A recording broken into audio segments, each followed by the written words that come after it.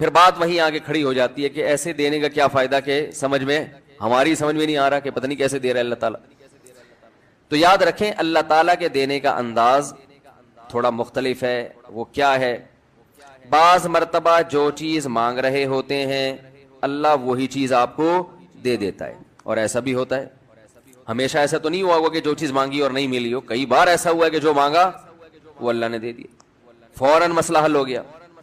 بعض دفعہ بلکہ اس سے بھی پہلے کا اسٹیپ, بسا اوقات تو آپ دعا مانگی نہیں رہے ہوتے, آپ اس کو دعا سمجھ رہے ہوتے ہو, لہذا اس میں وہ جان ہوتی نہیں ہے, تو قبولیت کا پھر سوال ہی پیدا نہیں ہوتا. آپ دعا پڑھ رہے ہوتے ہو, مانگ رہے نہیں ہوتے. تو اللہ نے تو دعائیں قبول کرنے کا کہا ہے, دعائیں پڑھنے پر کہا ہو, وعدہ کیا ہو, ایسا ہمارے علم میں کوئی حدیث نہیں ہے. دیکھیں یونس علیہ الصلوۃ والسلام جب مچھلی کے پیٹ میں تھے تو یونس علیہ السلام کو اپنی خطا کا احساس ہوا کہ میں اللہ کی پرمیشن کے بغیر اپنی قوم کو چھوڑ کے آ گیا ہوں. ان کو احساس ہو گیا, تبھی اللہ نے مجھے مچھلی کے پیٹ میں ڈال دیا ہے.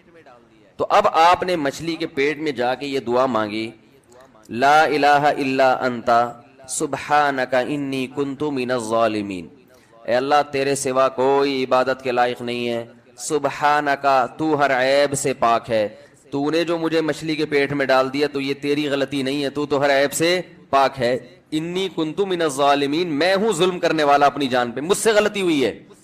اللہ تعالیٰ کو آپ کا یہ مانگنا اتنا پسند آیا کہ مچھلی کو حکم دیا کہ ان کو ساحل پر اگل دو. اور نہ صرف یہ کہ مچھلی نے آپ کو ساحل پہ ڈالا, وہ انبتنا علیہ شجرۃ من یقطین, یقطین کوئی درخت تھا وہ بھی اللہ نے اگا دیا دھوپ سے بچانے کے لیے.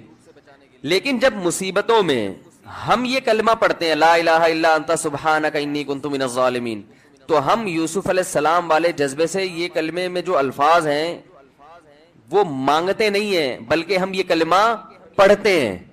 سمجھ رہے ہیں, پڑھنے کی بھی برکتیں ہوتی ہیں, میں اس کا منکر نہیں ہوں, لیکن ہمارے جو ورڈنگ ہوتی ہے نا وہ مانگنے کا اسٹائل نہیں ہوتا. ہم چھوٹے بچے تھے تو مسجد میں آیت کریمہ کا ورد ہوا کرتا تھا کہ بھائی حالات خراب ہیں آج کل, امام صاحب اسپیکر پہ اعلان کر کے بلاتے تھے, آ جاؤ بھائی آیت کریمہ کا ورد ہوگا, لا الہ الا انت سبحانک انی کنت من الظالمین, 5 لاکھ دفعہ پڑھا جائے گا. تو ہم مسجد میں آتے, وہ مسجد میں دانے ہم تو آتے تھے, اس کے بعد جلیبیاں بھی ملتی تھیں, بڑی گرم گرم ٹائٹ جلیبیاں ہوتی تھی. اب تک وہ مزہ نہیں آیا جلیبی میں. تو وہ جلیبیاں بھی ہوتی تھی, اوپر دانے رکھے ہوئے ہوتے تھے, وہ 5 لاکھ دانے ہوتے تھے, ختم کرنے ہوتے تھے. تو پھر ہم کیا کریں, لا الہ الا انت سبحانک انی کنت من الظالمین, لا الہ الا انت سبحانک. اس میں فراڈ نہیں کرتے تھے, پڑھتے پورا تھا الحمدللہ. بعض لوگ تو کیا کرتے تھے, ایک مٹھی لی لا الہ الا انت سبحانک انی کنت من الظالمین, پھونک مارا اور سائڈ پہ رکھ دیا. وہ یہ ڈرامے بھی ہوتے تھے, لیکن ہم پورا ہی پڑھتے تھے ہم. لیکن اس میں مانگنے کا انداز تو نہیں ہوتا تھا, لا الہ الا انت سبحانک انی. پھر اس میں بچے تھے, شرارت بھی شروع ہو جاتی تھی. پھر دیکھ رہے ہیں کوئی ادھر دیکھ رہا ہے تو ایک دانہ اٹھایا, لا الہ الا انت سبحانک انی کنت من الظالمین, یوں کر کے اس کی ناک پہ مارا ہے. کوئی ادھر دیکھ رہا ہے تو اس کی جیب میں ڈال دیا. تو یہ دعا مانگی جا رہی ہے, یہ تو پڑھی جا رہی ہے, ایک فارمیلٹی ہے کہ 5 لاکھ پورے کرنے ہیں, اس کے بعد جلیبی کھانا ہے اور نکلنا ہے. تو آج بھی ایسا ہی ہو رہا ہے. امام صاحب دعا مانگتے ہیں, لوگ کہتے ہیں یار چلو جب نماز پڑھ لی, 4 رکعتیں پڑھ لی, سلام بھی پھیر لیا, تو اس میں کیا جا رہا ہے, یہ بھی پورا ہی کر لو. ایسا ہی ہوتا ہے نا, یہ بھی پورا ہی کر لو, آمین آمین کہہ لیں گے. امام صاحب ڈرائیور ہیں, ہم پیچھے مقتدی ہیں, تو جہاں اتاریں گے وہیں اتریں گے ہم لوگ, پہلے تو نہیں اتر سکتے. تو یہ ایک لوگوں کے ذہن میں تصور ہے. نبی صلی اللہ علیہ وسلم نے فرمایا اللہ ظاہر قلب کے ساتھ دعا کی طرف توجہ نہیں دیتے. ظاہر قلب کا مطلب آپ کا دل حاضر نہیں ہو, کچھ اور سوچ رہے ہو, اور ادھر سے آپ نے ویسے ہی ایک فارمیلٹی پوری کرنے کے لیے. اللہ کہتے ہیں کہ جب تو مانگنے میں مخلص نہیں ہے تو میں تجھے کیوں دوں. تو مانگنے میں ہی مخلص نہیں ہے. تو بعض دفعہ بلکہ اکثر ایسا ہوتا ہے کہ ہماری دعا میں جان ہی نہیں ہوتی. آدم علیہ السلام کو جب جنت سے نکالا گیا تو پریشان تھے, بے چین تھے, مضطرب سے, میں کیا کروں کہ اللہ مجھ سے خوش ہو جائے. اس بے چینی میں الفاظ نہیں آ رہے سمجھ میں. فَتَلَقَّى آدَمُ مِن رَبِّهِ كَلِمَاتٍ, اللہ فرماتے ہیں اللہ نے آدم کے دل میں کلمات ڈال دیے ان کی بے چینی کو دیکھ کر کے, اس طرح سے مجھے مانگو. جب انسان اخلاص کے ساتھ دعا مانگتا ہے تو الفاظ کا القاء کہاں سے ہوتا ہے, اللہ کی طرف سے وہ القاء ہونا شروع ہوتا ہے. اللہ کہتے ہیں اس طرح سے مانگ. حضرت حکیم اختر صاحب رحمہ اللہ تعالیٰ نے ایک واقعہ بیان کیا, فرمایا کہ ایک شخص نے حرم میں, انہوں نے دیکھا یا کسی اور بزرگ نے دیکھا کہ حرم میں ایک شخص اللہ سے دعا مانگ رہا ہے گناہوں کی معافی کے لیے, اور اللہ سے کہہ رہا ہے کہ اے اللہ اگر تو میرے گناہ معاف کر دے گا تو بھی خوش ہوگا اور تیرے حبیب محمد صلی اللہ علیہ وسلم بھی خوش ہوں گے کہ ایک آدمی کی بخشش ہو رہی ہے، اور تیرا یہ بندہ بھی خوش ہو جائے گا. اور اگر معاف نہیں کرے گا تو بھی خوش نہیں ہوگا، کیونکہ اللہ کو جہنم میں ڈال کے وہ خوشی تو ہوتی نہیں ہے بندوں کو. اور تیرے حبیب محمد صلی اللہ علیہ وسلم کو پتہ چلے گا، وہ بھی خوش نہیں ہوں گے، اور میں بھی خوش نہیں ہوں گا. شیطان خوش ہوگا جو تیرا دشمن ہے. اب خود سوچ لے، تو اپنے دشمنوں کو خوش کرنا چاہتا ہے، یہ اتنے سارے ہیں بھائی، اتنے سارے دوست ہیں تیرے، ان کو ناراض کر کے تو خوش کس کو کر رہا ہے؟ اپنے تو جو تیرا بھی دشمن ہے، میرا بھی دشمن، اور تیرے حبیب محمد صلی اللہ علیہ وسلم کا بھی دشمن ہے. تو دیکھو کیسے الفاظ ہیں اس کے.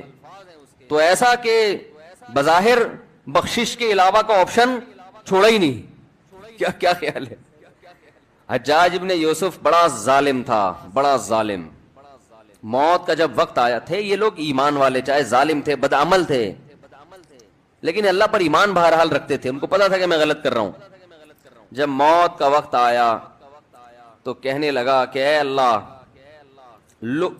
اللہ لوگ کہتے ہیں کہ تو مجھے نہیں بخشے گا، لوگ کہتے ہیں کہ میرے جیسے گناہگار کو تو نہیں بخش سکتا.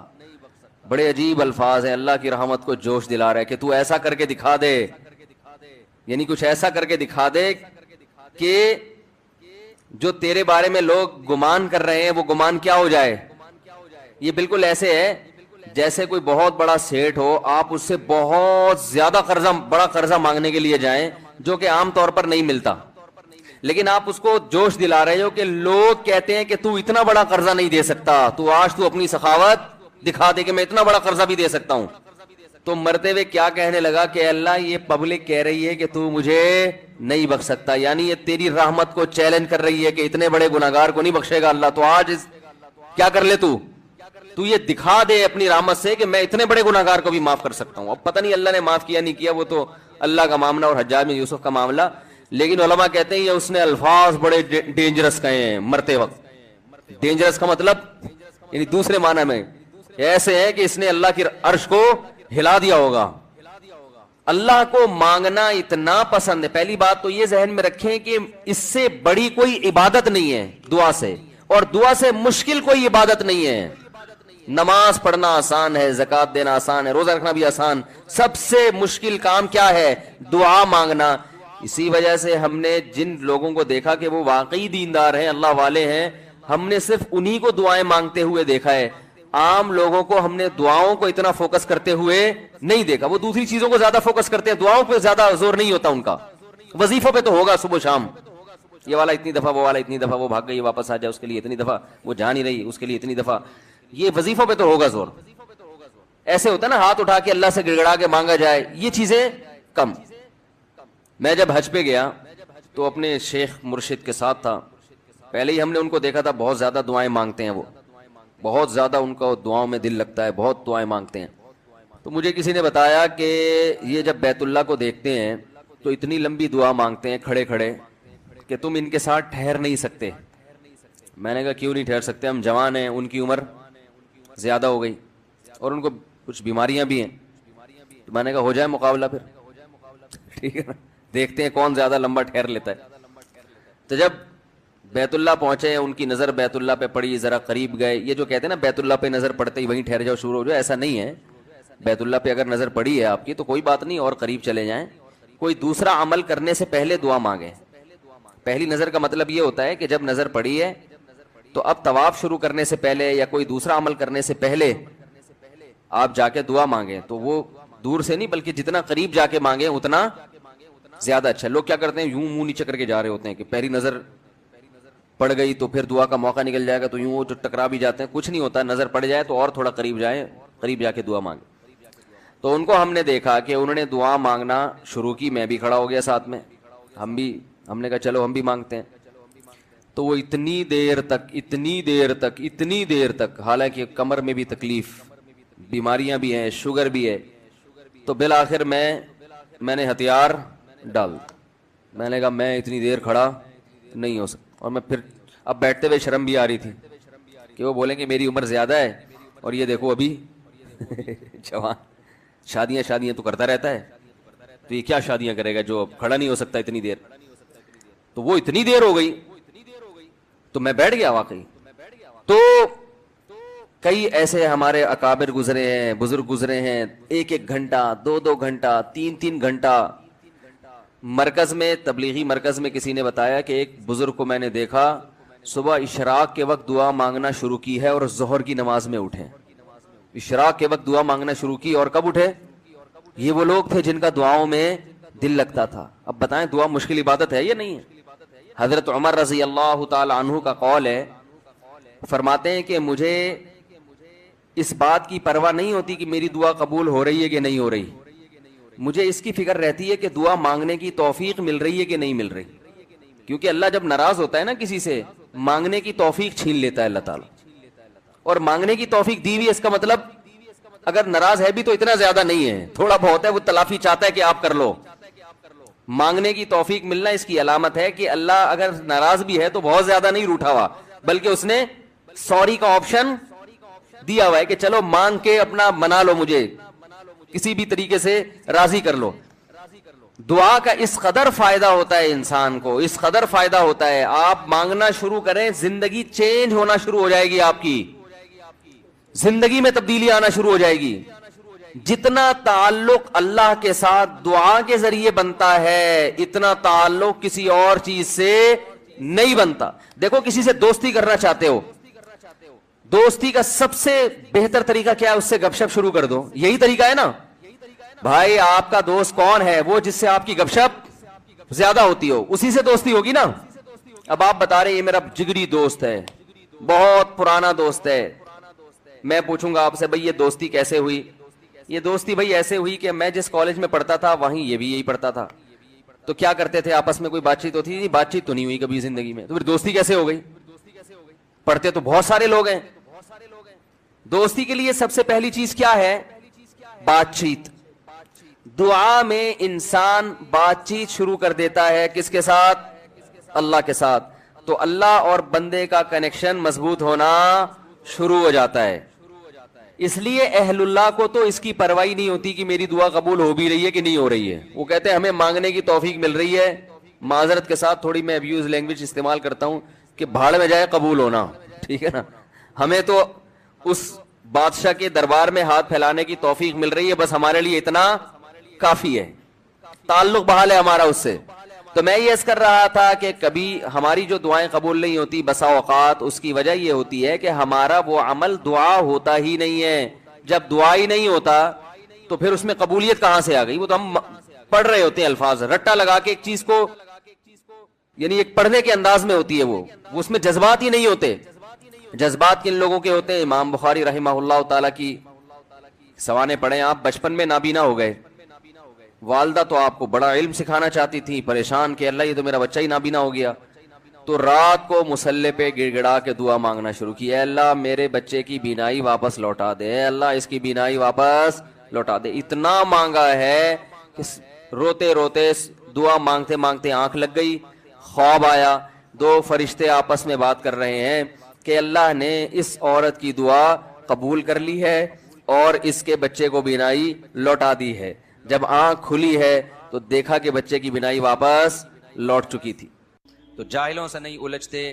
آگے اللہ فرماتے ہیں والذین یبیتون لربہم سجدا وقیاما، رات کو اپنے رب کے سامنے سجدہ اور قیام کرتے ہیں، سجدے میں سر رکھتے ہیں یعنی نماز پڑھتے ہیں، اور قیام کرتے ہیں راتوں کو اٹھ کے۔ کیوں قیام کرتے ہیں؟ والذین یقولون، اس لیے نہیں کہ کوئی کام اٹکا ہوا ہوتا ہے تو کسی بزرگ نے وظیفہ بتایا ہوا ہوتا ہے کہ رات کو 2 رکعت پڑھ کے یہ مانگو تو یہ کام ہو جائے گا، نہ نہ نہ، ان کا 2 کام اٹکے ہوئے ہوتے ہیں۔ ایک کام ان کا یہ ہے کہ ان کو یہ ڈر ہے کہ آخرت میں میرا بنے گا کیا، کہیں وہ اس آگ میں تو اللہ مجھے نہیں ڈال دے گا جو اس نے نافرمانوں کے لیے رکھی ہے۔ اور دوسرا جب وہ جنت کے تذکرے سنتے ہیں تو ان کو ڈر لگتا ہے کہیں اس جنت سے ہم محروم تو نہیں ہو جائیں گے۔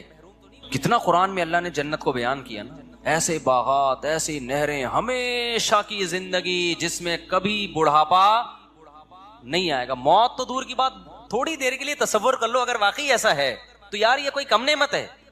مالا عین رأت ولا اذن سمعت ولا خطر علی قلب بشر، اللہ کہتے ہیں میں نے اپنے بندوں کے لیے ایسی نعمتیں چھپا دی ہیں جو نہ کسی آنکھ نے دیکھی نہ کسی کان نے سنی۔ ابھی اللہ پردے ہٹا دے کلیجے پھٹ جائیں ہمارے، ایسی نعمتیں۔ خود سوچو نا جو اللہ نے انعام کے طور پر عیش کا سامان رکھا ہوگا وہ تو اللہ نے رکھا ہے نا، دنیا میں اتنے مزے کی چیزیں اللہ نے پیدا کر دی ہیں, شدید بھوک لگی ہوئی ہو ٹائٹ والی, اور گرم گرم نہاری آئے, اس میں نلی بھی ہو اور مغز بھی ڈلا ہوا, اور گرم گرم ہوٹل کی وائٹ آٹے والی روٹی ڈاکٹروں کے مشورے کے بغیر, کیونکہ جہاں ڈاکٹر کا مشورہ ہوگا نا کھانے میں مزہ ختم ہو جائے گا, یہ ذہن میں رکھو. جب مزے کی چیز کھانے کا دل کیا کرے تو ڈاکٹر سے کبھی بھی مشورہ نہیں لیا. تو یہ کیسی نعمتیں ہیں نا. افطار میں ہمیں کتنا مزہ آتا ہے, جس دن زیادہ بھوک لگے اور زیادہ پیاس لگے, کیسا مزہ آتا ہے. دنیا میں یہ وہ مزہ ہے جو کچھ جس کی 2 ٹکے کی حیثیت نہیں. کمارا آدمی پہلے زمانے میں, اب تو پتہ نہیں کیا کیا الٹے الٹے کام کماروں نے شروع کر دیے ہیں, ان کی شادی کی لذت بھی اللہ نے چھین لی ہے ان کماروں سے. پہلے اتنا کچھ اوٹ پٹانگ دیکھ چکے ہوتے ہیں, ورنہ پہلے زمانے میں, اب بھی بہت سے نیک لوگ بھی ہیں, ایسا نہیں ہے. جب لڑکے کی شادی کا ٹائم آ رہا ہوتا تھا نا, دن گن رہے ہوتے تھے, تاریخیں گن رہے ہوتے تھے, گھنٹے, منٹ, سیکنڈ. کیوں بھائی, ایک بیوی کی نعمت ملنے والی ہے. کبھی کی زندگی میں کسی عورت کو دیکھا نہیں, یہ پوری زندہ لیڈیز مل جائے گی. میں لیڈی کو, وہ پٹھان تھے ہمارے ایک دوست, وہ لیڈیز کہتے تھے, ایک لیڈی کو بھی کیا کہتے تھے, تو وہیں سے میری زبان پہ چڑھ گیا یہ لفظ. تو پوری زندہ ایک عدد کیا ملنے والی ہے اس کو, تو خوشی سے کیا ہو جاتا تھا, پاگل. تو حالانکہ اللہ کیا کہہ رہا ہے, حور مقصورات فی الخیام, میں نے اپنے نیک بندوں کے لیے حوریں خیموں میں چھپا کے رکھ دی ہیں. اس لیے جو کمارے چھڑے چھاٹ ہے نا, نہیں مل رہی, زیادہ غم نہ کرو, وہاں کیا ہوگا, مل جائے گی. اور جو 4 لے کے بیٹھے ہوئے ہیں, ان پہ زیادہ حسد کرنے کی ضرورت نہیں ہے, وہ بھی قبر میں جانے والے ہیں تھوڑے. میں بھی قبر میں ہی جاؤں گا, آپ بھی قبر میں, اور بہت سے 4 یا 3 والے یا 2 جو بھی ہیں, کمارے سڑ رہے ہوتے ہیں. ان کو دیکھا, اس کی سالے کی 2 ہو گئی, اس کی سالے کی. ایک دفعہ تو مجھے کسی نے بھیجا 3 لے کے بیٹھے ہوئے, وہ ہماری ایک بھی نہیں ہو رہی. ایسا سڑے ہوئے میسج بھیجے نا اس نے, سڑے ہوئے میسج بھیجے اس. میں نے کہا تجھے کیوں دھواں نکل رہا ہے یار, اگر میں نے, میری وجہ سے تھوڑی ہے کہ تیری نہیں ہو رہی, تجھے کیوں تکلیف ہو رہی ہے یار. پھر میں نے اس کو تسلیاں دی, میں نے کہا اللہ کرے گا ہو جائے گی. وہ کہہ رہا ہے میری کرا. تو میں نے کہا کرانے والانے کا کام میرے بھائی, کیونکہ یہ بڑے پکیڑے ہیں اس میں, 2 نمبر لوگ نکل آتے ہیں, گلے ہمارا پکڑیں گے پھر وہ لڑکی والے کی, اس نے کرائی ہے. تو اس لیے اصل کیا ہے میرے بھائی, جنت. مقصورات فی الخیام, اللہ کہہ رہے ہیں میں نے انا انشأناہن انشاء, میں نے اسی جنت کی مٹی سے ان حوروں کو بنایا ہے. اللہ نے بنایا ہے کس کے لیے, اسپیشل جنتیوں کے لیے, جو یہاں قربانیاں دیں گے. فجعلناہن ابکارا, ہمیشہ کے لیے کنواری بنایا اللہ نے ان کو. اور عربا اترابا, ہم عمر میں. کیوں دنیا میں ہم عمر لوگ اس لیے لڑکی تلاش نہیں کرتے کہ ایجڈ ہوتی ہے, تو اس میں لوگوں کا خیال ہے کہ خوبصورتی میں کمی آ گئی ہوگی. لیکن اصل میں جو آپ کے مینٹل لیول کی ہوتی ہے نا بیوی, وہ وہی ہوتی ہے جو آپ کی ایج اور اس کی ایج بولو برابر ہو. تو اس لیے علماء کہتے ہیں کہ جنت کی حور خوبصورت ہوگی, لیکن اس کی جو مینٹل لیول ہے نا وہ آپ کے, تاکہ آپ کو اس سے بات چیت میں, گپ شپ میں لطف آئے, مزہ آئے, ذہین ہوگی. تو کیسا اللہ نے انتظام کیا اپنے نیک بندوں کے لیے. بھائی یا تو یہ اللہ کے سیاسی وعدے ہیں, تو پھر سر پہ ٹوپی پہننے کی بھی کیا ضرورت ہے یار, کیا خیال ہے. پھر یہ کپڑوں کے تکلف کی بھی ضرورت نہیں ہے. امریکہ میں ایسے علاقے ہیں جہاں لوگ کپڑے ہی نہیں پہنتے, کہتے ہیں خام خامے بلا وجہ ناڑا باندھو, بیلٹ باندھو, کیا ضرورت ہے یار, ایسے انجوائے کرو, بالکل ہی آزاد ہو جاؤ. کیا خیال ہے. وہ شراب پیتے ہیں, وہ زنا کرتے ہیں, وہ سود کھاتے ہیں. دنیا میں ایسے لوگ بھی گزرے جنہوں نے 100 انسانوں کو قتل کیا. کیوں کر دیا, بولا بھائی جب کوئی حساب و کتاب ہی نہیں ہے تو 100 کیا 200 کو مار دو. بھائی جس کی لاٹھی اس کی بھینس. ان کو جب سمجھایا ظلم ہے تو کہنا کیا ہے ظلم ہے, تو ہم کریں گے ظلم. ایسے لوگ ابھی بھی ہیں, شیطانی قوتوں کو پروموٹ کر رہے ہیں, وہ ماؤں کے باپوں کے قتل کرواتے ہیں پیسوں کی خاطر. ایسے لوگ بھی ہیں, چند ٹکوں کی خاطر ماں کو قتل کر دیا. تو کیا خیال ہے اللہ چھوڑ دے گا ان کو؟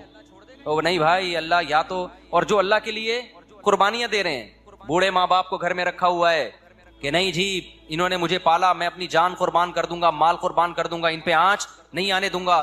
تو کیا خیال ہے, ایک ماں باپ کا قاتل اور ایک ان کے قدموں میں جنت تلاش کرنے والا, دونوں کا سیم انجام ہوگا. اللہ مار کے مٹی کر کے ختم کر دے گا؟ نا نا نا نا نا نا, اللہ ایسا ظالم نہیں ہے. اللہ کہے گا, اللہ کہتا ہے جو اچھا کرے گا تو بہت اچھا کروں گا میں اس کے ساتھ, کیونکہ تو نے اچھا کیا اپنے حساب سے, میں اچھا کروں گا اپنے حساب سے. تو نے برا کیا اپنے حساب سے, میں تیرے ساتھ برا کروں گا. کس کے حساب سے؟ اپنے حساب سے. برا کا مطلب برائی کا بدلہ دوں گا جو میں, وہ اپنے حساب سے دوں گا. پھر میں, تو نے میری نافرمانی کی ہے. دنیا میں جب آپ ایک قتل کرتے ہیں, دنیا میں سزا کیا ملتی ہے؟ پھانسی پہ لٹکا دیں گے آپ کو. اللہ کہتے ہیں دنیا کی سزا ہے, بغیر توبہ کے آ گیا تو اس قتل کی سزا میں تجھے جہنم کی آگ دوں گا, کیونکہ تو نے ایک انسانی جان کو قتل کر کے صرف انسان کا نقصان نہیں پہنچایا, میرے حکم کی دھجیاں اڑائی ہیں تو نے. تو ایک سزا الگ سے ہوگی کہ خدا کا حکم کیوں توڑا ہے. جہنم میں جو جائے گا قتل کی وجہ سے نہیں, بلکہ خدا کے حکم کو توڑنے کی وجہ سے, کہ گاڈ کے حکم کو جس نے تجھے کھلایا پلایا, اللہ کے حکم کو توڑا ہے تو نے. تو میرے بھائی جب اللہ کی سزا بہت سخت ہے تو یہ کیسے ہو سکتا ہے جو اتنی سخت سزائیں دے رہا ہو نیک لوگوں کو بدلہ تھوڑا سا دے رہا ہو؟ یہ تو عجیب سی بات ہو گئی نا.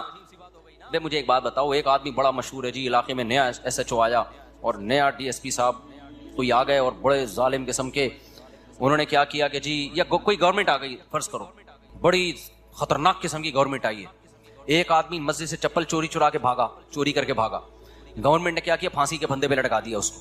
لوگ کہیں گے سر آپ تو بڑے ظالم ہو. کہیں نہیں بھائی, ہم نے ملک سے جو ہے نا جرم کو ختم کرنا ہے, ایک چپل بھی کوئی چرائے گا ٹھا گردن اڑا دیں گے.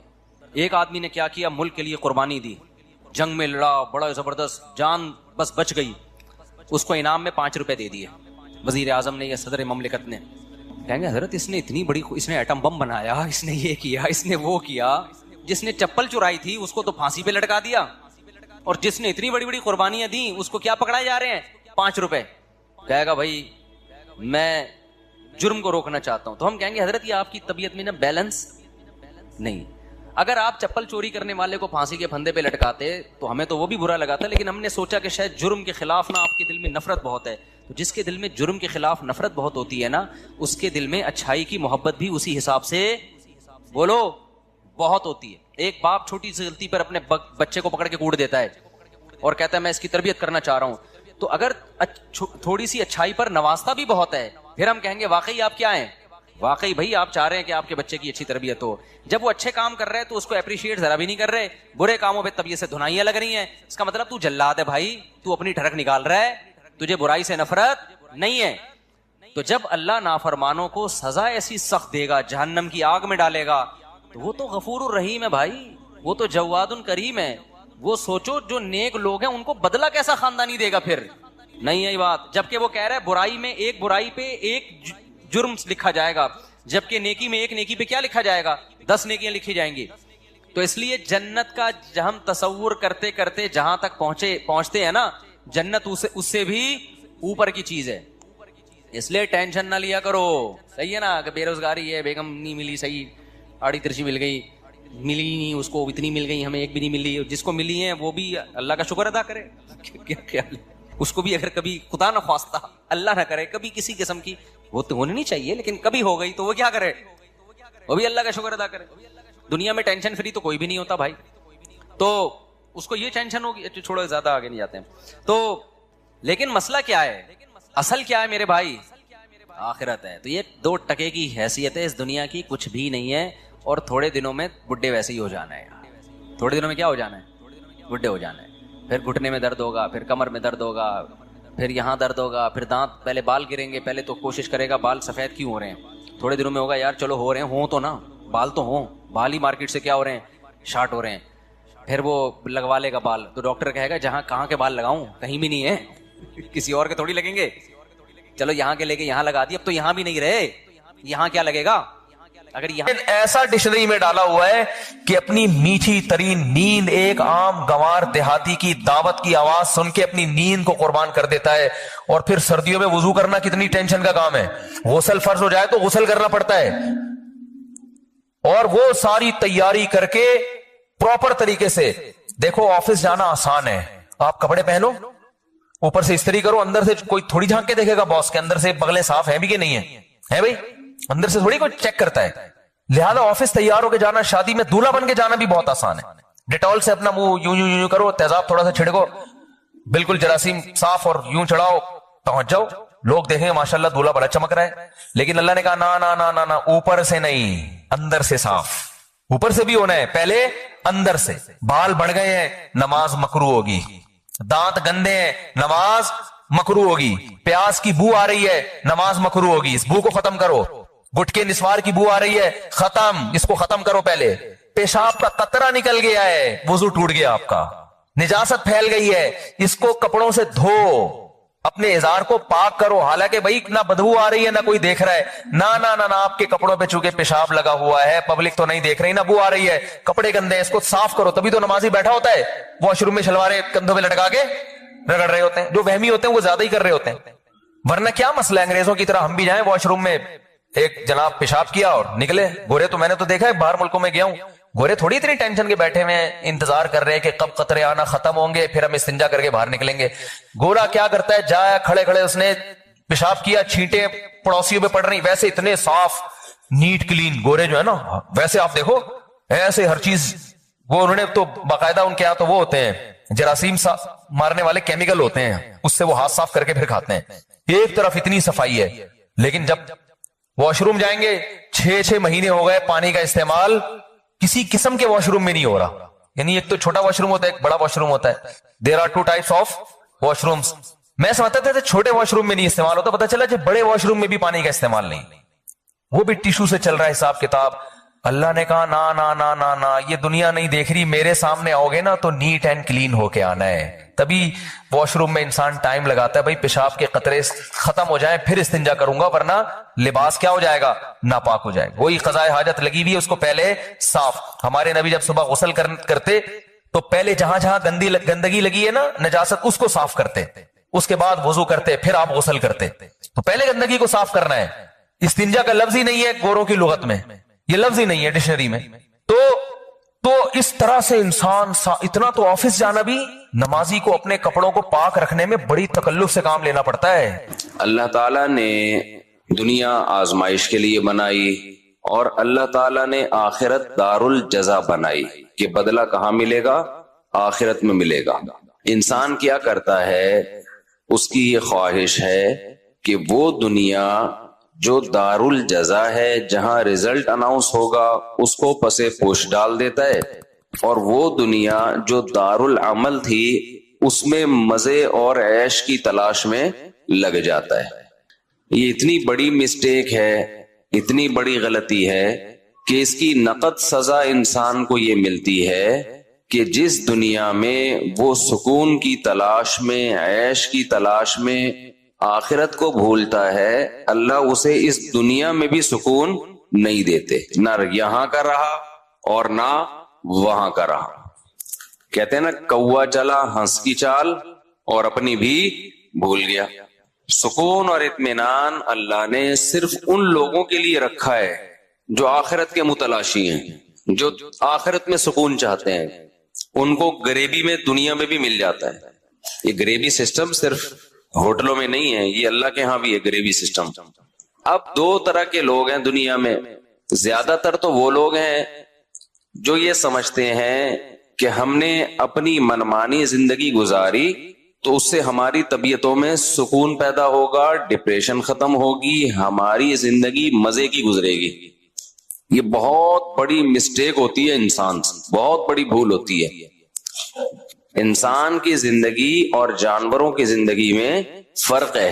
انسان بہت ذہین ہے, جانور ذہین نہیں ہے. ہم اپنی زندگی کو قیاس کرتے ہیں جانوروں کی زندگی پر. آپ نے گائے پالی, بکری پالی, کوئی بھی جانور پالا, بلی پالی, لوگ کتے بھی پال رہے ہیں, تو ہر وقت اس کی ہر ضرورت پوری کریں گے وہ خوش رہے گا, اس کی خواہش پوری کریں گے وہ خوش رہے گا. جب اس کی خواہش پوری نہیں کریں گے, ضرورت پوری نہیں کریں گے, وہ آئے گا ٹینشن میں. یہاں سے انسان یہ سمجھتا ہے کہ چونکہ میں نے گھر میں بلی پالی ہے, اسے ٹائم پہ کھانا نہ ملے, اسے یہ نہ ملے, اسے وہ نہ ملے, تو وہ پریشان ہو جاتی ہے. تو مجھے بھی ساری چیزیں چاہیے دنیا میں, مجھے بھی کیا چاہیے, اس لیے میں بھی پریشان نہیں ہوں گا جب ساری چیزیں مل جائیں گی. اسے یہ نہیں پتا کہ سکون کا تعلق, بہت زیادہ تعلق انسان کی نفسیات سے ہے, اور جانور کی نفسیات میں اور انسان کی نفسیات میں زمین اور آسمان کا فرق ہے. دونوں کی جو فزیکل ایک اسٹرکچر ہے نا, اس میں فرق نہیں ہے. فزیکل اسٹرکچر تو جانور, انسان کا, بلی کی بھی 2 آنکھیں ہوتی ہیں, انسان کی بھی 2 آنکھیں ہوتی ہیں. آنکھ کے دیکھنے کا پروسیس انسان کا بھی وہی ہے جو کتے اور بولنے بلی کا.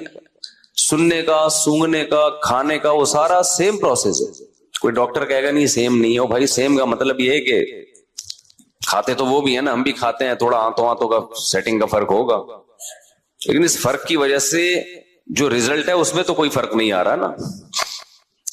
تو اصل جو انسان اور جانوروں کا فرق ہے نا, وہ ہے نفسیات کا, وہ ہے دماغ کا. کتنا آپ لوگ کے لیے میں نے آسان کر دیا لیکچر کے. دماغ بولتا ہوں تو دماغ کی طرف اشارہ بھی کر رہا ہوتا ہوں تاکہ کنفیوز نہ ہو. اب ایسا نہ ہو کہ دماغ بول رہا ہوں تو شاید اس سے گھٹنا مراد ہے. تو فرق کس کا ہے, نفسیات کا. انسان بے انتہا ذہین ہے. اسے خوش رکھنے کے وہ فارمولے نہیں ہیں جو جانوروں کو خوش رکھنے کے ہیں. جانور کی جب خواہش پوری ہو جاتی ہے تو وہ خواہش مزید خواہشات جنم نہیں دیتی. انسان عادی ہو جاتا ہے. جس لائف اسٹائل میں کچھ دن گزارے گا اس کا تھوڑے دنوں میں عادی. اب اس کو سکون اور مزے کے لیے اس سے اوپر کی چیز چاہیے. اس چیز میں اس کو سکون بولو نہیں ملے گا. اب اوپر کی چیز چاہیے. لہذا دو طرح کے لوگ ہیں. کچھ کیا کرتے ہیں بھائی, سکون اطمینان کے لیے وہ اپنی خواہشات کو پورا کرنے میں لگ جاتے ہیں. ان سے ٹینشن برداشت نہیں ہوتی. یہ بھی کر لو, یہ بھی کر لو, جو دل چاہے کھا لو, جیسا چاہے جہاں چاہے رہ لو. وہ اپنی خواہشات کو محدود نہیں کرتے.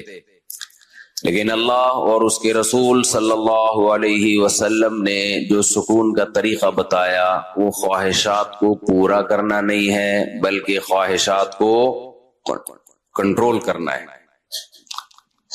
خواہشات کو کیا کرنا ہے؟ کنٹرول کرنا ہے. اگر آپ نے کنٹرول کرنا شروع کر دیا خواہشات کو. اچھا, اب اس میں بھی دو طرح کے لوگ ہیں جو خواہشات کو کنٹرول کرنے والے ہیں. کچھ ایسے ہیں جو کہتے ہیں کہ اپنی کوئی خواہش ہی پوری نہ کرو. بعض مذہبوں نے ایسا کیا نا کہ خواہشات, کوئی بھی خواہش پوری نہ ہو, بس اٹھ پٹانگ زندگی گزارو. آپ اسلام نے کیا کیا بھائی؟ اعتدال بتایا. کچھ خواہشات پوری کرنی ہے, کچھ خواہشات آخرت کے لیے چھوڑ دینی ہے, اور کچھ خواہشات آپشنل ہیں, پوری کرو ٹھیک ہے, نہیں کرو گے تو ثواب ملے گا. آپ کا دل چاہتا ہے میں ہمیشہ کھاتا پیتا رہوں, اللہ کہتے ہیں نہیں, روزے زیادہ سے زیادہ رکھو تو اللہ تعالیٰ خوش ہوگا. رمضان کے روزے تو فرض ہیں, اس کے علاوہ بھی اللہ نے کہا کہ جتنے رکھنا چاہو رکھ سکتے ہو. تو روزہ کھانے سے خواہش پوری ہوتی ہے یا روزہ رکھنے سے؟ کھانے سے پوری ہوتی ہے نا, لیکن نفس اور انسان کا دل نہیں چاہتا کہ میں روزہ رکھوں. آج بہت بڑا مسئلہ یہ ہے کہ ہم میں کوئی شخص اللہ کے لیے قربانی دینے کے لیے تیار نہیں ہے. ہم چاہتے ہیں کہ بس مزے کی زندگی گزرتی رہے, ہر وقت کھاؤ پیو موج مستی. اس کی وجہ سے ٹینشن ختم ہونے کے بجائے ٹینشن بڑھنا شروع ہوتی ہے. ایک لذت حاصل کر لی, پھر چاہتا ہے آگے جاؤں, پھر اس سے آگے جاؤں. اور کمال کی بات یہ ہے کہ جیسے جیسے لذتوں اور خواہشات کی دلدل میں پھنستا ہے, باڈی ساتھ دینا ختم کرتی رہتی, وہ بڑھاپے کی طرف جا رہی ہوتی ہے. وسائل بڑھ رہے ہوتے ہیں, جسم میں ان وسائل سے فائدہ اٹھانے کی صلاحیت بڑھنے کے بجائے کم ہو رہی ہے. اکثر میں مثال دیتا ہوں, جب بادام تھے, جب دانت تھے بادام کھانے کے لیے تو بادام کے پیسے نہیں ہوتے, اور جب بادام کے پیسے آتے ہیں بادام کھانے کے لیے تو چبانے کے لیے دانت ساتھ چھوڑ دیتے. یہ انسان کی حالت. لہذا آہستہ آہستہ پھر وہ کہاں جاتا ہے؟ ڈپریشن کی طرف. ہم نے بڑے بڑے غریب لوگ فٹ پاتھوں پہ سونے والے خوش دیکھے ہیں, بڑے بڑے 1000 گز کے بنگلوں میں گدوں پہ سونے والے ٹینشن میں دیکھے ہیں, اب بھی دیکھ رہے ہیں. تو یاد رکھیں, یہ جو دین ہے, یہ جو مذہب ہے, صرف ہماری آخرت کی ضرورت نہیں ہے, یہ ہماری دنیا کی بھی ضرورت ہے. ابھی کچھ باؤنڈری کھینچ لیں, اپنے آپ کو باؤنڈ کر لیں اس باؤنڈری کے اندر کہ میں اس باؤنڈری کو کراس کرنے کی کوشش نہیں کروں گا, تو اللہ دنیا میں بھی سکون دے گا اور آخرت میں بھی اللہ سکون دے گا. اللہ تعالیٰ نے قرآن میں داؤد اور سلیمان علیہ السلام کا بہت زیادہ واقعہ بیان کیا, اسی وجہ سے کہ بے پناہ وسائل تھے داؤد علیہ السلام کے پاس. میں حیران ہوتا تھا کہ قرآن نے داؤد علیہ السلام کی عبادت کا بہت تذکرہ کیا ہے, حالانکہ سارے پیغمبر عبادت گزار ہوتے تھے. کیا خیال ہے بھائی؟ لیکن زیادہ تر تذکرہ کس کی عبادت کا آ رہا ہے قرآن میں؟ داؤد. ذکر بھی ان کا, تلاوت بھی ان کی. وجہ اس کی یہ ہے کہ داؤد علیہ السلام کو اللہ نے دولت, حکومت, عزت, شہرت یہ دوسروں سے زیادہ دی تھی. عزت تو سارے پیغمبروں کو ملی, قوم کی بات ہو رہی ہے کہ مالی لحاظ سے جو عزت ہوتی ہے. ایسے میں انسان اس مال و دولت میں آ کے اللہ کو بھول جاتا ہے.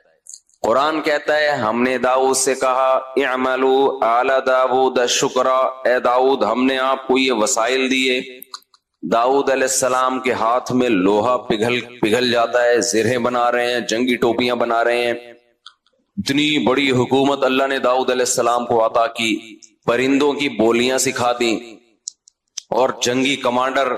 ان سب باتوں کے باوجود داؤد علیہ السلام کی رات کی نماز کی بھی فضیلت اور داؤد علیہ السلام کے روزے کی بھی فضیلت.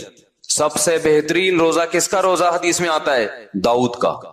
آپ سمجھتے ہیں کہ شاید داؤد علیہ السلام ایسا روزہ رکھتے تھے کہ افطاری کوئی خاص ڈش سے کرتے ہوں گے جس کی وجہ سے ان کے روزے کو سب سے افضل روزہ قرار دیا گیا؟ نا. اللہ کہتے ہیں، حدیث میں آتا ہے، نبی صلی اللہ علیہ وسلم نے فرمایا داؤد علیہ السلام نے پوری زندگی ایسے گزاری، ایک دن روزہ اگلے دن ناغا، پھر ایک دن روزہ اگلے دن ناغا، پھر ایک دن روزہ اگلے دن ناغا. پوری لائف اس طرح گزاری. آج کوئی مالدار آدمی یہ تصور کر سکتا ہے؟ بولو کیا ہو گیا بھائی؟ ابے پیسہ کس بات کا جب روزے ہی رکھنے. لوگ کہتے ہیں نا معاذ اللہ، جو بالکل ہی ملحد کہ روزہ وہ رکھے معاذ اللہ جس کے پاس کھانے کو نہ ہو. ان کے پاس تو کھانے کو بہت تھا. رات کے بھی داؤد علیہ السلام نے 3 حصے کیے ہوئے تھے، اس میں عبادت، اور ایسی عبادت کیا کرتے تھے، ایسی عبادت، ذکر اتنے اخلاص اور اتنے درد کے ساتھ. وَالطَّيْرَ مَحْشُورَةً كُلٌّ لَهُ أَوَّابٌ، جب اللہ کو یاد کرتے یا جبال اوبی معه والطیر. داؤد علیہ السلام کے لا الہ الا اللہ میں اور ہمارے لا الہ الا اللہ میں بہت فرق. قرآن کہتا ہے جب لا الہ الا اللہ کا ورد کرتے پہاڑوں سے بھی لا الہ الا اللہ کی آوازیں آنا شروع ہو جاتی، پرندے سر پہ جمع ہو جاتے غول کے غول بنا کے. آج ہماری زبانوں سے لا الہ الا اللہ بھی ختم. ذکر once upon a time بزرگوں کے ہاتھ میں تسبیحات نظر آیا کرتی تھی، اب وہ تسبیح بھی ہمارے کلچر سے بول لو نا شارٹ. خواتین کے سروں سے دوپٹہ شارٹ ہوا، پہلے سروں سے شارٹ ہوا، پھر مارکیٹ سے کیا ہو گیا؟ شارٹ. اب دوپٹے کے نام پہ کچھ مذاق ٹائپ کی چیزیں مل رہی. دوپٹے کا مطلب تو یہ ہوا کرتا تھا کہ سر چھپ جائے. وہ اتنے باریک دوپٹے آ رہے ہیں کہ وہ فیشن ہے. وہ کیا ہے؟ تو دوپٹہ شارٹ ہوا، تسبیح بھی کیا ہو گئی؟ بولو شارٹ. ذکر کا ٹائم ہی نہیں ہے، عبادت کا ٹائم ہی نہیں ہے. رمضان میں مسجدیں بھری ہوا کرتی تھیں، لوگ صبح فجر کے بعد عصر کے بعد بیٹھ کے اللہ اللہ کر رہے ہوتے تھے. اب وہ بھی گیا. روزہ گزارنے کے لیے بھی ٹی وی دیکھ رہے ہوتے ہیں، موبائل میں لگے ہوئے ہوتے ہیں. سکون زندگیوں میں نہیں آئے گا. تو قرآن کیا کہتا ہے کہ داؤد علیہ السلام، لحن داؤد مشہور ہے، بہت خوبصورت اللہ نے داؤد علیہ السلام کو آواز دی. اور داؤد علیہ السلام کا ایک معجزہ یہ بھی، وہ فصل الخطاب، اسپیکنگ پاور، بولنے کا بہترین ملکہ اللہ نے داؤد علیہ السلام کو. جب تقریر کرتے لوگوں کے دل لرز جاتے تھے. لیکن عبادت کتنی کر رہے ہیں. زکریا علیہ السلام، قرآن کہتا ہے ہم نے زکریا علیہ السلام کو بڑھاپے میں اولاد کی خوشخبری سنائی. زکریا علیہ السلام بوڑھے ہو گئے مگر آپ کے اولاد نہیں. قرآن کہتا ہے کہ محراب میں کھڑے ہو کر اللہ سے دعا مانگی انہوں نے، اے اللہ اشتعل الرأس شیبان، میرے سر کے بال بالکل سفید ہو چکے ہیں. اپنا بڑھاپا پیش کر رہے ہیں اللہ کے سامنے. حالانکہ اللہ کو تو پتا ہے نا. وامرأتی عاقر، میری بیوی کیا ہے؟ بانج بھی اور بوڑھی بھی. ولم اکم بدعاء ربک شقیا، اے اللہ میں تیری پکار سے نا امید نہیں ہوں، مجھے اولاد چاہیے. کیوں چاہیے بھائی؟ اب تو بوڑھے ہو گئے، اب تو دنیا سے جانے والے ہو، اس عمر میں بچے پالو گے؟ لوگ کہتے ہیں نا، شرم نہیں آتی 50 سال 60 سال میں شادی کرتے ہوئے بچے پالو گے اس عمر میں؟ کہتے ہیں نا کہ آپ کریں گے تو کہیں گے، ابھی تھوڑی کہیں گے. آپ کون سا کر رہے ہیں؟ اور جو خوراکیں چل رہی ہیں ان میں 60 سال میں یہ حماقت بھی بول لو نا نہیں کریں. جس ٹائپ کی پکوڑے اور مختلف چیزیں چل رہی ہیں نا، اس میں تو 40 سال میں پہلے کسی ڈاکٹر سے مشورہ لے لیں شادی سے پہلے. تو داؤد علیہ السلام، زکریا علیہ السلام کا سر سفید ہو گیا، اور بیوی بانجھ بھی ہے اور بوڑھی بھی ہے اور اللہ سے دعائیں مانگ رہے ہیں, اے اللہ میں تجھ سے نا امید نہیں ہوں. اللہ تعالیٰ نے خوشخبری سنا دی زکریا علیہ السلام کو. جب خوشخبری سنائی ہے تو پھر کہہ رہے میرے اولاد کیسے ہوگی, میں تو بوڑھا ہوں اور بیوی کیا ہے, بانجھ ہے. بعض دفعہ انسان دعا تو مانگ رہا ہوتا ہے, جب قبول ہوتی ہے تو اس کو خود حیرانگی ہوتی ہے. تو پھر اللہ نے زکریا علیہ السلام کو کیا کہا؟ قرآن کہتا ہے انہم کانوا یسارعون فی الخیرات ویدعوننا رغبا ورہبا. زکریا اور اس کی زوجہ, ان کو ہم بڑھاپے میں اولاد دے رہے ہیں جب اولاد کا امکان نہیں ہے. کیوں دے رہے ہیں, ایسا معجزہ کیوں ہو رہا ہے؟ کانوا یسارعون فی الخیرات, یہ دونوں نیکی کے کاموں میں ایک دوسرے سے آگے بڑھنے کی کوشش کرتے تھے. وَيَدْعُونَنَا رَغَبًا وَرَهْبًا, اور ہم سے دعائیں مانگا کرتے تھے, امید کے ساتھ بھی اور اللہ کے خوف کے ساتھ بھی.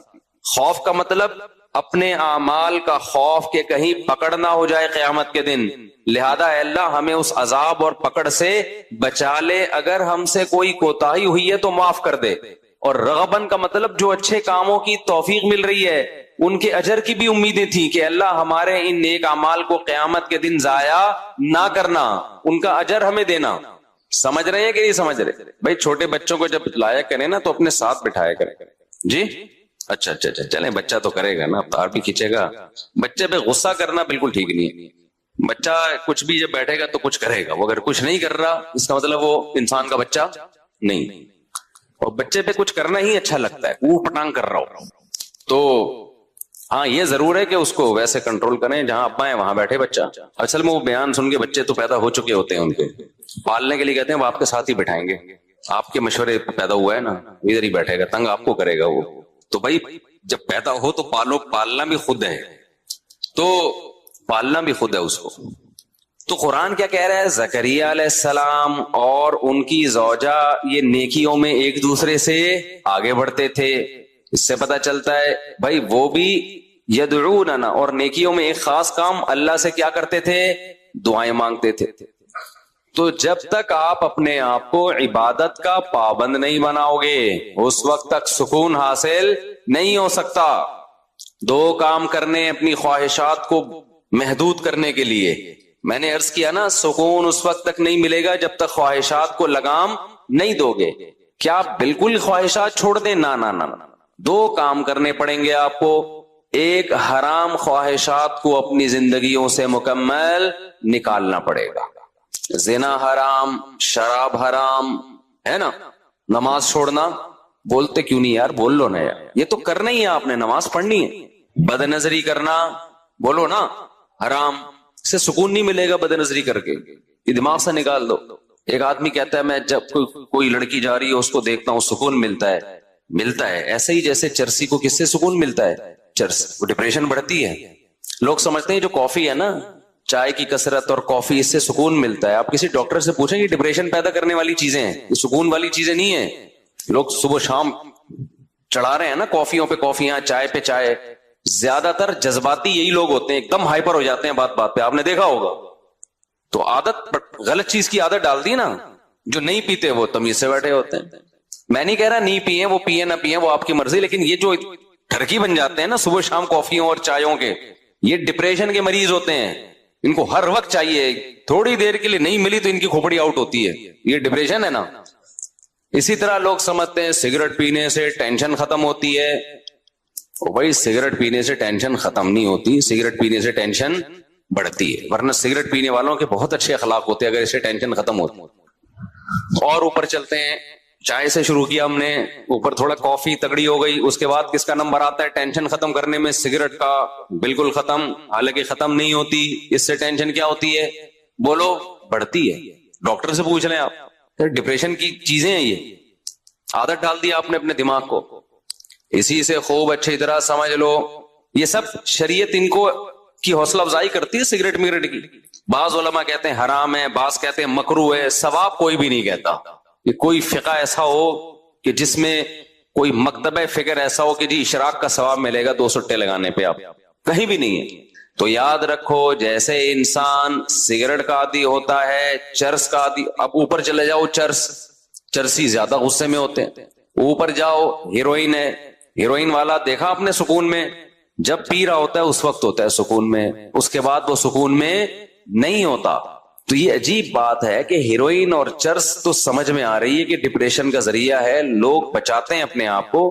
خوب سمجھ لیں, نشہ جیسے کوئی مادی چیز آپ نشے کے طور پہ لیتے ہیں, ایسے ہی کچھ عادتیں ایسی ہیں جو نشہ بن جاتی ہیں, تو وہ کام کرنے سے ان کے بھی نشہ ہوتا ہے. تو جیسے نشے والی چیزیں کھانے سے ٹینشن ڈپریشن بڑھتی ہے, ایسے ہی ان عادتوں میں پڑنے سے سکون نہیں ملتا, بلکہ ڈپریشن پیدا ہوتی ہے اور بڑھنا شروع ہوتی ہے. جو انٹرنیٹ پہ فوش فلمیں دیکھنے کے عادی ہو گئے, ٹینشن ختم نہیں ہوگی, ٹینشن بڑھے گی. جن کو بدنظری کی عادت پڑ گئی, ٹینشن ختم نہیں ہونے والی, ٹینشن بڑھے گی. جو بدکاری اور زنا کا عادی ہو گیا, ٹینشن ختم نہیں ہونے والی, ٹینشن بڑھے گی. یہ جانور نہیں ہے, یہ انسان ہے. جانور کی صلاحیتیں خواہشات محدود, انسان کی محدود نہیں ہے. انسان ذہین ہے, وہ خود سے خواہشات کو اس کا دماغ جنم دیتا رہتا ہے. ما قضى احد منها لبانته ولن انتهى عرب الا الى عربی. متنبی نے کہا کہ انسان جب بھی اس کی ایک خواہش پوری ہوئی ہے, وہ ایک خواہش پوری ہونے کے بعد ہزاروں انڈے بچے دے کے جاتی ہے. آپ سمجھتے ہیں کہ یہیں بریکیں لگ جائیں گی, نہ وہ اس سے آگے کا سوچنا شروع کرتا ہے. شراب پینے والوں کو آپ نے دیکھا ہے, نارمل بہت ایک دم بہترین لائف گزر رہی ہے ان کی, وہ زیادہ ڈپریشن کے مریض ہوتے ہیں. جو نہیں پیتے وہ آرام سے بیٹھے ہوتے ہیں. تو اسی طرح خوب اچھی طرح سمجھ لیں کہ نفسیاتی طور پر انسان جن برائیوں کا عادی ہوتا ہے, وہ برائیاں بھی ٹینشن ختم کرنے کے بجائے ٹینشن کو بڑھاتی. اسی میں ایک موسیقی بھی ہے. موسیقی انسان سنتا ہے, بڑا مزہ آتا ہے, کہتا ہے یہ مولویوں نے خامخواہ میں موسیقی اور میوزک کو ناجائز کہا ہوا ہے, یار اس سے ٹینشن کیا ہو رہی ہے, ختم, ایسا مزہ آ رہا ہے, تھرکنے کا دل کر رہا ہے میرے بھائی. کب تک تھرکے گا, کب تک ہلے گا, تھوڑی دیر میں اس کا مزہ کیا ہونے والا ہے, ختم. اب پھر اس سے اوپر کی چیز چاہیے تجھے. ابھی تو لوگ بتاتے ہیں گانا 3 دفعہ سن لیا, اب مزہ نہیں آ رہا, دوسرا لگا گانا. بسوں میں ہم جاتے تھے نا, ڈرائیور سے کہتے تھے بھائی یہ والا ہی لگا رہا ہے, کوئی اور لگا نا. پھر کوئی اور لگایا, پھر کوئی اور لگایا, اس کے بعد دماغ کیا ہو گیا, عادی. اب اس کو ٹینشن ختم کرنے کے لیے پھر میوزک چاہیے, اس یہ جو نائٹ کلبوں میں جانے والے, میوزیکل شو میں جانے والے, ان کو ٹھڑک ہو جاتی ہے, نہیں جائیں ان کا دماغ خراب ہونا شروع ہوتا ہے. بھائی اپنے آپ کو روک لیتے یار اس برائی سے, ویسے ہی سکون دے دیتا اللہ تعالیٰ. ایک بات میں بتاؤں, یہ جو دنیا دار لوگ ہیں, مولویوں کی لائف بورنگ ہوتی ہے, بورنگ. یہ آپ کو لگتی ہے, ہوتی نہیں ہے. خدا کی قسم جتنی مزے کی زندگی مولانا ٹائپ کے لوگ گزارتے ہیں نا, آپ تصور نہیں کر سکتے. میں ایک چھوٹی سی مثال سے بات سمجھاتا ہوں, وہ کئی دفعہ یہ واقعہ سنایا. پنجاب میں ہمارے کوئی ریلیٹو تھے, انہوں نے یورپ میں کسی انگریز کو اپنی شادی کی تقریب دکھائی. اس میں دکھایا کہ وہ لوگ ناچ رہے ہیں شادی میں نا, بھنگڑے ڈلتے ہیں نا شادیوں میں. تو اس گورے نے کہا کہ یہ سب نے پی بھی ہے. اس نے کہا انسان کا بچہ بنوئے, ہم لوگ مسلمان ہیں, ٹھیک ہے یہ ناچنا بھی غلط ہے, لیکن اب 27ویں رات کو توبہ کر لیں گے یہ, لیکن اتنے نہیں ہے کہ ہم کیا کریں. تو ڈانس ماسک کر رہے ہیں, غلط کر رہے ہیں, لیکن یہ کہ اب شادی میں کر رہے ہیں, لیکن اتنے نہیں ہے کہ ہم پینا شروع کر دیں. کہتے ہیں اس انگریز نے بولا کہ یار یہ اتنا بغیر پیے اتنا خوش کیسے نظر آ رہے ہیں ہمیں, جیسے سب کے چہروں پہ کلکلاہٹ, کوئی ادھر کلابازی کھا رہا ہے, کوئی ادھر کھا رہا ہے کلابازی اور ناچ رہا ہے, حالانکہ اس کی ہو بھی نہیں رہی, دوسرے کی شادی میں ناچ رہا ہے. انگریز اپنی شادی میں نہیں ناچتے بھائی, کیونکہ ان کو اپنی شادی کی بھی خوشی نہیں ہوتی. اس کی وجہ یہ ہے کہ وہ بالغ ہوتے ہی عادی ہو چکے ہوتے ہیں. وہ کہتے ہیں چلو میوچل انڈرسٹینڈنگ سے بچے بھی ہو گئے, شادی بھی کر لیتے ہیں, اور پھر ان کو کچھ کرنا بھی نہیں ہے نا شادی میں. بچے تمبو لگا رہے ہوتے ہیں ان کے شادی میں, خود تو کچھ کرنا ہی نہیں ہے. ہمارے ہاں دیکھو, ابھی ہمارا بھانجا ہے, اس کی شادی ہونے والی ہے, وہی نہیں یہاں پاگل کیا ہوا ہے ہمیں بھی سب کو, جلدی کرو, دماغ کھایا ہوا ہے اس میں. تو پٹنے والا ہے, میں سوچ رہا ہوں پکڑ کے کوڑ دوں کہ میرے بیانات کا لگتا ہے پورا اکیلے کا سارا اثر اس اکیلے پہ ہی آیا ہوا ہے.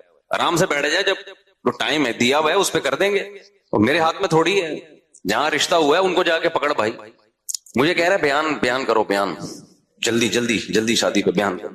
انگریز میں یہ جذبات بولو نہیں ہوتے.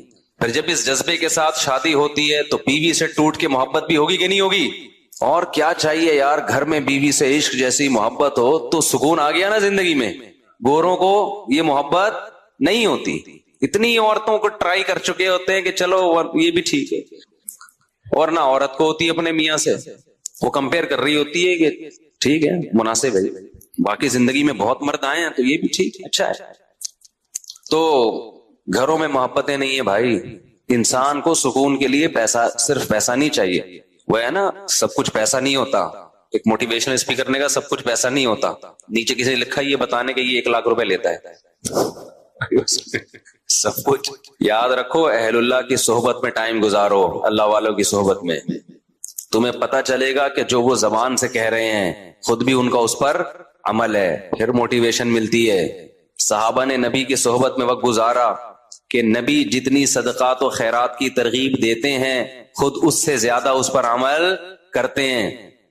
نبی نے یتیم بچوں کو پالنے کا حکم دیا, ترغیب دی, خود بھی یتیموں کو پالا آپ نے. حضرت ام سلمہ کے یتیم بچے نبی کی کسٹڈی میں پلے ہیں, حالانکہ گھر میں 40 دن چولہا نہیں جل رہا کھانے کے لیے, لیکن بیوہ سے شادی بھی ہو رہی ہے اور اس کے یتیم بچوں کو بھی پالا جا رہا ہے. مالداروں کے لیے ایک بہت بڑی عبرت کی بات ہے یا نہیں کہ تم کہتے ہو ایکچولی اس تنخواہ میں کہاں سے گزارا ہو سکتا ہے. 40 دن چولہا نہیں جل رہا گھر میں, کچھ جلانے کے لیے کچھ ہے ہی نہیں نا, کھانے کے لیے کچھ ہے ہی نہیں, کھجور پہ گزارا ہو رہا ہے, اور نکاح بھی ہو رہے ہیں, شادیاں بھی ہو رہی ہیں, بچے بھی پال رہے ہیں, پیدا بھی ہو رہے ہیں, دوسروں کو ترغیب بھی دے رہے ہیں کہ ایسی عورت سے نکاح کرو جو تمہیں کثرت سے اولاد دے اور تم سے محبت کرے. اور ایسے موقع پہ کہہ رہے ہیں جب صحابہ کے پاس کھانے کے لیے کچھ بھی نہیں ہے, غربت ہے. توکل سکھایا جا رہا ہے تو صحابہ نے کیا توکل. کیوں؟ وہ دیکھ رہے ہیں کہ ہمارے نبی بھی توکل کر رہے ہیں. ایک آدمی آپ کو ایک بات بتاتا ہے کہ اچھا انسان بن کے زندگی گزارو, پیسے پہ کبھی توجہ نہ کرو, لا 50,000 روپے دے, میں نے تجھے اتنی اچھی بات بتائی ہے. نہیں دے گا میں یہ کر دوں گا, میں یوں کر دوں گا. تو بات کہاں چلی گئی یار, گچی پکڑ کے رکھا کرو. ہاں میں یہ عرض کر رہا تھا کہ وہ اس گورے نے بتایا کہ یہ کیا کر رہے ہیں بھائی, ناچ رہے ہیں. پنجاب کے لوگ نا بڑے مستائبے بھی ہوتے ہیں, معذرت کے ساتھ. کو پنجاب والے نا خوراکیں ٹائٹ ہے نا, صحت اچھی ہے تو تھوڑے سے ویسے بھی بغیر وجہ کے بھی تھوڑا وہ میں نے دیکھا ہے کہ خوشی میں ہل رہے ہوتے ہیں. تمیز سے بیٹھنا ذرا ان کے لیے مشکل کام ہوتا ہے. تو اب کیا تھا کہ گورے نے کہا انہوں نے پیوی نہیں. اس نے کہا نہیں. اس نے کہا یار یہ بغیر پیے اتنے خوش کیسے ہیں یار, اتنا خوش ناچ رہے ہیں حالانکہ پیوی نہیں ہے انہوں نے. تو میں نے کہا کہ اب تب دوبارہ اس گورے سے ملاقات ہونا تو اس سے کہنا کہ آپ کو اس پہ تعجب ہوا اور ہو رہا ہے کہ یہ بغیر پیے خوش کیسے ہیں اور ناچ رہے ہیں. ان کو بتاؤ ہمارے ایک بہت بڑا طبقہ ایسا ہے جو پینا تو دور کی بات, بغیر ناچے خوش ہے. وہ آئی بس سمجھے, اس کو خوش رہنے کے لیے ناچنے کی بھی ضرورت نہیں ہے. کیونکہ اس پہ بھی دنیا حیران ہوتی ہے یار, یہ انٹرٹینمنٹ ان لائف میں بورنگ لائف, نہ ناچ رہے ہیں شادیوں میں, نہ کلابازیاں کھا رہے ہیں, نہ پی رہے ہیں, کیا خیال ہے, نہ بحریہ ٹاؤن میں ان کے پلاٹ ہیں پھر بھی خوش ہیں یار, مہنگائی بڑھ رہی ہے پھر بھی خوش ہیں. ایک ٹینشن ہوتی ہے آدمی کو, تو خود تو خوش ہوتا ہے, بیگم خوش رہنے نہیں دیتی مہنگائی میں. اس کا بھی حل اللہ نے بتایا ہے, وہ کبھی چھاؤں میں ملیں تو بتاؤں گا انشاءاللہ, وہ اوپنلی نہیں بتا سکتا میں. تو ایک ٹینشن وہ ہوتی ہے جو اللہ کی طرف سے ہوتی ہے, وہ غم ہر ایک کو ملتا ہے, مل سکتا ہے. اللہ ہم سب کو بچا کے رکھے. آج کل کی جو پریشانیاں ہیں نا یہ اللہ کی طرف سے نہیں ہے, یہ انسان نے خود. اب دیکھو جو ہیروئن کا اپنے آپ کو عادی بنا لے اور پھر جب نہ ملے تو ڈپریشن میں جائے, یہ ٹینشن اللہ کی طرف سے, یہ اس کی اپنی پیدا کرتا ہے, تو اپنی پیدا کرتا ہے. پھر یہ کہتا ہے یہ پتہ نہیں مولوی لوگ ہیروئن کو حرام کیوں بولتے ہیں, اتنی ضروری ہے, یہ نہ ملے تو جسم ٹوٹنے لگتا ہے. اور بھائی یہ مولوی لوگ حرام نہیں بولتے, اللہ نے حرام بولا ہے اس کو, اور اسی وجہ سے بولا ہے کہ یہ حال ہوگا تیرا. تو خوب سمجھ لو یہ جو عیاشی کے راستے ہیں, میوزیکل شو, میوزک, ڈرامے, فلمیں, انٹرٹینمنٹ, یہ وہ انٹرٹینمنٹ ہے جو آپ کی خوشیاں آپ سے چھین لیتی ہے. اکثر گلوکار اور میوزیشین جو ہیں ڈپریشن اور اسٹریس کے مریض ہوتے ہیں, اسٹریس میں ہوتے ہیں, اکثر ڈپریشن کے مریض ہوتے ہیں. اسٹیج پہ ان کی چہروں کی مسکراہٹوں کو مت دیکھا کرو, تکلفات ہیں. آپ سمجھتے ہو کہ جی وہ اتنا مسکرا رہے ہیں اور اتنا نائس ٹو میٹ یو اس ٹائپ کے الفاظ استعمال کر رہے ہیں تو بہت خوش ہیں. او بھائی یہ اسٹیج پہ ہے, خوش کس بات کا خوش ہے, سارا دن گانا سنتا رہے گا کیا ہو گیا بھائی. جیسے ہیروئن والا خوش تو ہوتا ہے نا جب پی کے آتا ہے تو کتنا اچھا مزہ آ رہا ہے, اپنی خوشی دینے کو تیار نہیں ہوتا, تو کیا سارا دن پیتا رہے گا یہ, ایسے ہی کہ سارا دن موسیقی سنتے رہو گے. تو آپ اپنے آپ کو مصنوعی خوشی کا عادی کیوں بناتے ہو؟ تو ایک کام یہ کرنا ہے کہ گناہ کے قریب بولو نہیں جانا، اپنی خواہشات کو ذبح کرنا ہے، گردن کاٹنی ہے اپنی خواہشات کی. اس سے وقتی غم ملے گا، لیکن یہ غم اللہ کے لیے ہے، یہ بہت ساری خوشیاں جنم دے کے جائے گا. دوسرا کام کیا کرنا ہے؟ اپنے آپ کو عبادت کا عادی بنانا ہے. اللہ کی محبت انسان کے دل میں عبادت سے پیدا ہوتی ہے، عبادت سے بھاگنے سے پیدا نہیں ہوتی. اور اللہ کی محبت ہر سکون کی بنیاد ہے. ایسی مزے کی زندگی اللہ دیتے ہیں جس کے دل میں کس کی محبت پیدا ہو جائے؟ اللہ کی. اگر اس طرح سے دعائیں قبول ہوتی ہے، اللہ میری فلاں جگہ شادی کرا دے، ٹھک کر کے ہو گئی، تو پھر تو ایمان بالغیب رہتا. ایمان بالغیب تو ایمان بالغیب تھوڑی رہتا. پھر تو بھائی جو مانگو ٹھک کر کے مل رہا ہے. پھر تو کافر بھی کہتے ہیں یار دعائیں مانگو بس. تو اللہ نے غیب میں رکھا ہے. تبھی دعائیں وہ لوگ مانگتے ہیں جن کا ایمان بالغیب ہوتا ہے. وہ بہت جاندار دعائیں مانگتے ہیں. جن کا ایمان بالغیب نہیں ہے ان کا ہر عبادت میں دل لگتا ہے، دعا میں ان کا دل نہیں لگتا. ان کو لگتا ہے یار یہ ایسے ہی بس جا رہا، وہ نماز پڑھ لے گا، قرآن پڑھ لے گا، دعا نہیں مانگے گا. تو اللہ تعالیٰ فرماتے ہیں فَاسْتَجَبْنَا لَهُ، ہم نے ان کی دعا کو قبول کیا. وَنَصَرْنَاهُ مِنَ الْقَوْمِ الَّذِينَ كَذَّبُوا بِآيَاتِنَا، اور جو لوگ ہماری آیات کا انکار کرتے تھے ہم نے نوح کی ان پر مدد کی. نوح علیہ السلام کمزور تھے، ہم نے ان کی مدد کی. آگے اللہ نے سلیمان اور داؤد علیہ السلام کا تذکرہ کیا کہ ہم نے کیسے کیسے ان کو نوازا.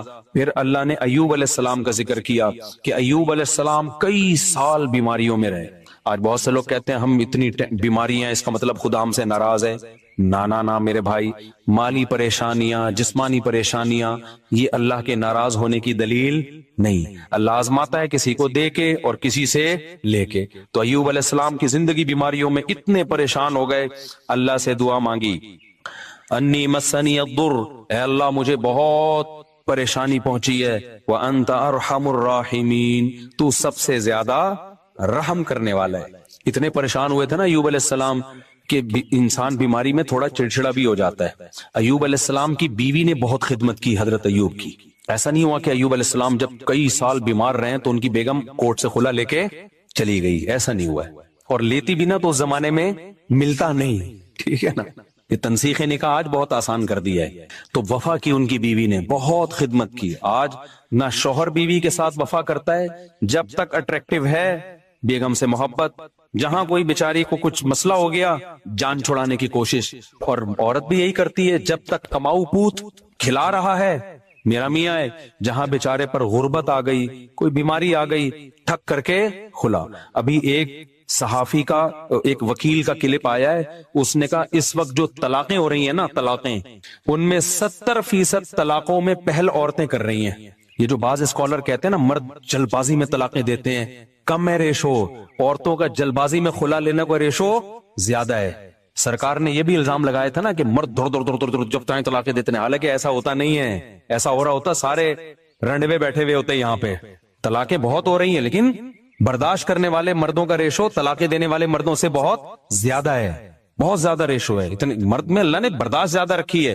خواتین کو خلا کا جو یک طرفہ خلا کا اختیار دے دیا نا، اس کے نتیجہ میں نہیں، کوئی مولوی نہیں کہہ رہا، ایک وکیل کہہ رہا ہے. وکیل کہہ رہا ہے، لبرل وکیل ہے، وہ کہہ رہا ہے بھائی جو رجسٹرڈ طلاقیں ہیں ان میں 70% کس کی طرف سے ہیں؟ خواتین. کیونکہ برداشت ختم. ذرا سا مسئلہ ہوا ٹھک کر کے عدالت سے خلا لیا، پتلی گلی سے نکلی تو خاندانی نظام گیا تیل لینے، برباد ہو گیا. تو ایوب علیہ السلام کی بیوی نے اس بیماری میں ایوب علیہ السلام کی بہت خدمت کی. تھوڑی سی خدمت میں اونچ نیچ ہو گئی. ظاہر انسان بیمار ہوتا ہے غصہ جلدی آتا ہے. حضرت ایوب علیہ السلام نے کہا کہ میں ٹھیک ہوا نا تجھے 100 کوڑے ماروں گا. اس سے اور قسم اٹھا لی میں ٹھیک ہوا نا. کہیں اونچ نیچ ہو گئی ہوگی. بعد میں حضرت ایوب کو بڑی ندامت ہوئی کہ یہ تو بڑی وفادار بیوی ہے، لیکن قسم بھی اٹھا چکا ہوں. اب قسم بھی تو اللہ کے نام کی ہوتی ہے نا، تو اب قسم بھی اٹھا لی ہے. قسم توڑنا بھی بہت بڑا جرم ہے اور بیوی کو کوڑے مارنا بھی. اچھا اتنی اچھی بیوی ہے بھائی. تو اللہ نے حضرت ایوب علیہ السلام کو ہیلا بتایا. خذ بیدک ضغثا، دیکھو اللہ کی نظر میں ان کی بیوی کا کتنا بڑا مقام تھا. یہ تو ایک جزوی واقعہ ہے. اللہ حضرت ایوب کو بتا دیتا ان کا پرسنل معاملہ ہے. کیا ہیلا بتایا کہ ایک جھاڑو لو جس میں 100 تنکے ہوں، ایک ہی دفعہ میں لگا دو، بس قسم کیا ہو جائے گی. اور بیوی کو بتا دیں گے بھائی بیگم میں مارنا نہیں چاہتا لیکن ایک قسم ہے اس کے کفارے سے بچنے کے لیے. تو جب پہلے سے بتا کے یہ سب کچھ کیا جائے تو بیگم کو انسلٹ محسوس نہیں ہوتی. تو اللہ نے کہا کہ ایک 100 سیخیں لو اور جگا کے ایک ہی دفعہ یوں کر کے لگا تو 100 لگ جائیں گے نا, بس ختم, کافی ہے اتنا. تو یہ تو پرسنل معاملہ تھا نا حضرت ایوب کا. اللہ نے اس کو قرآن کا حصہ بنا دیا. اس سے پتہ چلتا ہے کہ اللہ کو وفادار بیوی اتنی پسند ہے کہ اللہ اپنے پیغمبر کو ہیلا بھی بتا رہے ہیں اور اس کو قرآن کا حصہ بھی بنا رہے ہیں, یہ بتانے کے لیے کہ یہ پروٹوکول ایوب علیہ السلام کی بیوی کو میں نے دیا ہے. اور یہ طریقہ بھی بعض دفعہ مفتی ہیلے بتا رہے ہوتے ہیں نا, مفتی جو غلط مفتی بھی ہیلے بتا رہے ہوتے ہیں بعض دفعہ, ابے تو ایسا کر, حلالوں کے ہیلے جیسے بتا رہے ہوتے ہیں. اور بعض دفعہ ہیلے ایسے بتا رہے ہوتے ہیں کہ زکات کے ہیلے, غریب کو دے 1 کروڑ روپے, اس نے لیا مالک بن گیا, اس پہ ہدیہ لے لے, جلیبیاں کھا بیٹھ گئے. بھائی ہو گیا نا, بھائی آپ نے اس کو مالک بنایا, زکات ادا ہو گئی, اب اس کی مرضی, جس کو چاہے دے, وہ اپنی خوشی اگر آپ کو دے دے تو ہو گیا نا. کل ایک بندہ آیا کہہ رہے ہمارے مدرسے کے طلبہ ہیں, زکات لیتے ہیں ہم لوگ, طلبہ کو مالک بنا کے پھر ہم مدرسے کی تعمیر میں لگا سکتے ہیں. میں نے کہا نہیں لگا سکتے. کہہ رہے نہیں, جب طلبہ کو مالک بنا دیا زکات تو ادا ہو گئی. میں نے کہا تو تیجے کوئی اتنی بڑی رقم دے اور مالک بنا کے اور پھر واپس لے تو دے کے دکھا واپس. بولے جب میں ہوں تو میں کیوں دوں. وہ بچہ کو پتا ہے میں ڈرامے بازی ہو رہی ہے میرے ساتھ, اس کو ہیلا کہتے ہیں نا, یہ ناجائز ہیلا ہے. بچے کو پتا ہے ورنہ 1 لاکھ روپے کسی بچے کو دو, وہ کہے گا میں پاگل ہوں, میں مدرسے کی دیوار میں لگاؤں, میرے پیسیوں مثلا میرا ابا غریب میری اماں غریب, تو یہ ناجائز ہیلا ہے. تو جیسے بعض 2 نمبر قسم کے مفتی غلط ہیلے بتا رہے ہوتے ہیں, لیکن یہاں ہیلا کون بتا رہا ہے؟ اللہ. کس کو؟ پیغمبر کو. کس کو بچانے کے لیے؟ ان کی بیوی کو بچانے کے لیے. تو جو بھی وفادار ہوگا, میاں ہو یا بیوی, اللہ کو وفاداروں کی قدر ہے. مشکلات میں مارکیٹ سے شارٹ ہونے والوں کی اللہ کو قدر نہیں ہے.